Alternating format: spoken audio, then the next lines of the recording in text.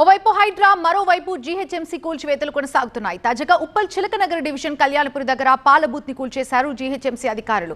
అన్యాయంగా తన పాల బూత్ ని కూల్చేశారని పెట్రోల్ డబ్బా పట్టుకొని మహిళ నిరసన వ్యక్తం చేసింది. గత 20 ఏళ్లుగా ఇక్కడే నడుపుతున్న పాల బూత్ ని జీహెచ్ఎంసీ అధికారులు కూల్చేశారని ఆవేదన వ్యక్తం చేసింది ఆ మహిళ. అన్యాయంగా షాప్ కూల్చేసి తన పొట్ట కొట్టారని, తనకు న్యాయం చేయాలని పెట్రోల్ డబ్బా పట్టుకొని జీహెచ్ఎంసీ వాహనాల ముందు బైఠాయించింది ఆ మహిళ.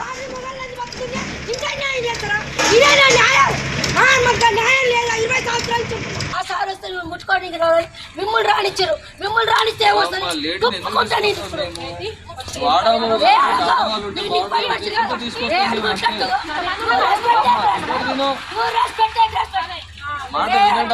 ఎందుకు తీసుకొచ్చిన వాళ్ళని కొట్టడానికి తీసుకొచ్చినామా?